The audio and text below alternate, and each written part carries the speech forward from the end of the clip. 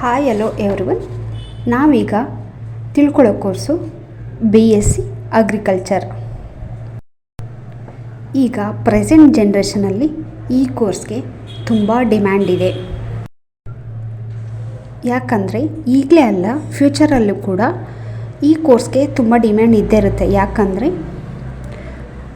90% ಎಲ್ಲರೂ ಈಗ ಅಗ್ರಿಕಲ್ಚರ್ ಮೇಲೇ ಡಿಮ್ಯಾಂಡ್ ಆಗ್ತಾ ಇದೆ. ಅದರಲ್ಲೂ ಕೂಡ ನ್ಯಾಚುರಲ್ಲಾಗಿ ಹೇಗೆ ಎಲ್ಲದನ್ನು ಬೆಳಿಬೇಕು, ಯಾವುದೇ ಕೆಮಿಕಲ್ ಹಾಕದೆ, ಸೊ ಅದನ್ನೆಲ್ಲ ಇದರಲ್ಲಿ ಕಲಿತಾ ಹೋಗ್ತಾರೆ. ಸೊ ಹಾಗಾಗಿ ಈ ಕೋರ್ಸ್ಗೆ ತುಂಬ ಡಿಮ್ಯಾಂಡ್ ಇದೆ.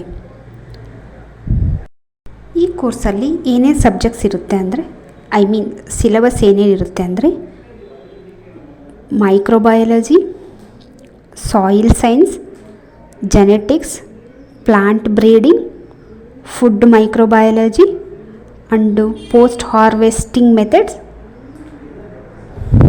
ಪೋಸ್ಟ್ ಹಾರ್ವೆಸ್ಟಿಂಗ್ ಮೆಥಡ್ ಏನು ಅಂತ ಅಂದರೆ, ಪ್ಲ್ಯಾಂಟ್ಸ್ನ ಹಾರ್ವೆಸ್ಟ್ ಹೇಗೆ ಮಾಡಬೇಕು ಅನ್ನೋದೇ ಇದರ ಸ್ಪೆಷಾಲಿಟಿ. ನ್ಯೂ ಮೆಥಡಲ್ಲಿ ಹೇಗೆ ಪ್ಲ್ಯಾಂಟ್ನ ಹಾರ್ವೆಸ್ಟ್ ಮಾಡೋದು, ಯಾವುದೇ ಕೆಮಿಕಲ್ಸ್ ಇಲ್ಲದೆ ಅನ್ನೋದನ್ನು ಈ BSc ಅಗ್ರಿಕಲ್ಚರಲ್ಲಿ ಮೇಯ್ನಾಗಿ ಕಲಿತಾ ಹೋಗ್ತೀವಿ. ಅಷ್ಟೇ ಅಲ್ಲದೆ ಈ ಅಗ್ರಿಕಲ್ಚರ್ ಟೆಕ್ನಾಲಜಿ ಓದೋದ್ರಿಂದ ನಾವು ಹೇಗೆ ಮಾಡ್ರನ್ನಾಗಿ ಅಗ್ರಿಕಲ್ಚರ್ ಫೀಲ್ಡ್ನ ಅಡ್ವಾನ್ಸ್ಡಾಗಿ ಯಾವುದೇ ಕೆಮಿಕಲ್ಸ್ ಇಲ್ಲದೆ ಹೇಗೆ ನ್ಯಾಚುರಲ್ಲಾಗಿ ತುಂಬ ಇಳುವರಿ ಬರೋ ಥರ ಮಾಡೋದನ್ನೆಲ್ಲ ಇದರಲ್ಲಿ ಕಲಿತಾ ಹೋಗ್ತೀವಿ. ಹಾಗೆ ಫ್ಯೂಚರಲ್ಲೂ ಕೂಡ ಈ ಕೋರ್ಸ್ಗೆ ತುಂಬ ಗ್ರೋತ್ ಇದ್ದೇ ಇರುತ್ತೆ.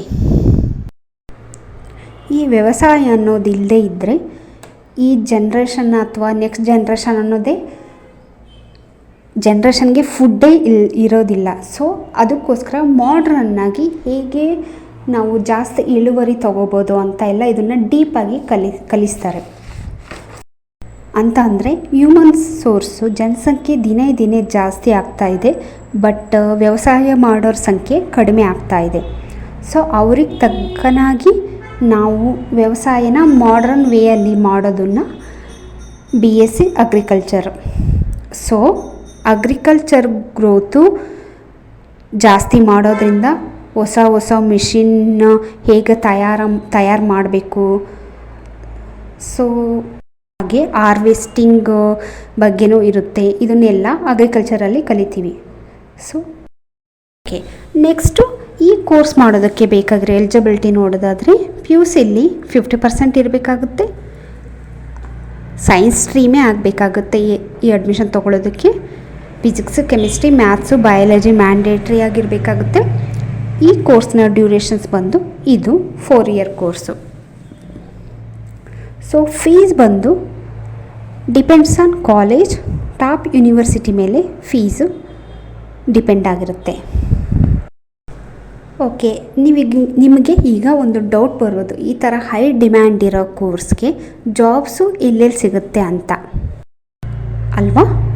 ಗೌರ್ಮೆಂಟ್ ಹಾಗೆ ಪ್ರೈವೇಟ್ ಎರಡರಲ್ಲೂ ನಿಮಗೆ ಜಾಬ್ಸ್ ತುಂಬ ಇದ್ದಾವೆ. ಜಾಬ್ಸ್ ನೋಡೋದಾದರೆ ಫಾರ್ಮಿಂಗ್ ಮ್ಯಾನೇಜರ್, ಫರ್ಟಿಲೈಜೇಷನ್ ಮ್ಯಾನುಫ್ಯಾಕ್ಚರಿಂಗ್ ಕಂಪ್ನಿಯಲ್ಲಿ ವರ್ಕ್ ಮಾಡ್ಬೋದು. ಅಗ್ರಿಕಲ್ಚರ್ ಆಫೀಸರು, ಅಗ್ರಿಕಲ್ಚರ್ಗೆ ಬೇಕಾಗಿರೋ ಮಿಷಿನ್ನು ಹೇಗೆ ಪ್ರಾಡಕ್ಟ್ ಮಾಡೋದು ಆ ಥರ ಕಂಪ್ನಿಯಲ್ಲಿ ವರ್ಕ್ ಮಾಡ್ಬೋದು. ಈ ಥರ ತುಂಬ ಜಾಬ್ಸು ಈ ಕೋರ್ಸ್ ಮಾಡಿದವ್ರಿಗೆ ಸಿಗುತ್ತೆ. ಓಕೆ, ನೆಕ್ಸ್ಟ್ ಸ್ಯಾಲ್ರಿ ನೋಡೋದಾದರೆ ಇವ್ರಿಗೆ ಸ್ಟಾರ್ಟಿಂಗ್ಗೆ 3 lakhsಯಿಂದ 10 lakhsವರೆಗೂ ಪ್ರೊವೈಡ್ ಮಾಡ್ತಾರೆ. ಓಕೆ, ನೆಕ್ಸ್ಟ್ ಏನಾದರೂ ಡೌಟ್ಸ್ ಇದ್ದರೆ ಅಥವಾ ಬೇರೆ ಯಾವ ಕೋರ್ಸ್ ಸೆಲೆಕ್ಟ್ ಮಾಡ್ಕೋಬೇಕು, ಯಾವ ಕೋರ್ಸ್ ಸೆಲೆಕ್ಟ್ ಮಾಡಿಕೊಂಡ್ರೆ ಚೆನ್ನಾಗಿರುತ್ತೆ, ಅಥವಾ ಯಾವ ಕಾಲೇಜ್ ಬೆಸ್ಟು, ಯಾವ ಯೂನಿವರ್ಸಿಟೀಸ್ ಬೆಸ್ಟು, ಏನಾದರೂ ಇನ್ಫಾರ್ಮೇಷನ್ಸ್ ಬೇಕಿದ್ದರೆ ಸ್ಕ್ರೀನ್ ಮೇಲೆ ಕಾಣಿಸ್ತಿರೋ ನಂಬರ್ಗೆ ಕಾಲ್ ಮಾಡಿ ಇನ್ಫಾರ್ಮೇಷನ್ ಕೂಡ ಕಲೆಕ್ಟ್ ಮಾಡ್ಕೋಬೋದು. Thank you for watching.